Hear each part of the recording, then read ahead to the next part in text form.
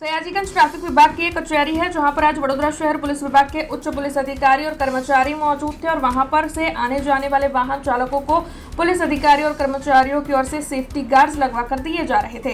दरअसल उत्तरायण का पर्व नजदीक है और पतंगे मांझे की वजह से कई लोग जो है अपनी जान गंवा देते हैं, जिसके मद्देनजर वडोदरा शहर पुलिस विभाग की ओर से ये एक्शन दिखाया जा रहा है। सराहनीय पहल जो है पुलिस विभाग की ओर से की जा रही है, जिसके तहत इस वक्त सेफ्टी गार्ड्स लगवाकर वाहन चालकों को दिए जा रहे हैं और उसी के साथ ट्रैफिक नियमों का सख्ती से पालन करने की अपील भी वडोदरा शहर पुलिस विभाग जो है आने जाने वाले वाहन चालकों से इस दौरान कर रहा है। આપની વાત સાચી છે।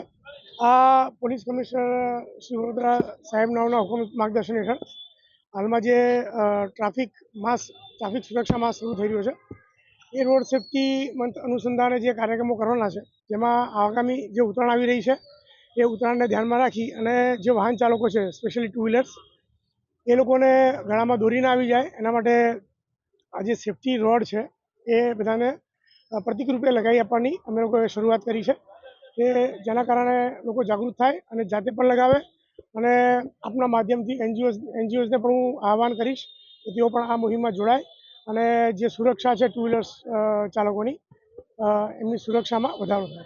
એ વાત સાચી છે। મેઇન અમે વારંવાર આપના માધ્યમથી જણાવીએ છીએ કે જે ઓવર સ્પીડિંગ છે, રોંગ સાઈડ છે, સિગ્નલ ભંગ છે, હેલ્મેટ નથી પહેરતા, આ બધા કારણોથી અકસ્માત વધી જાય છે।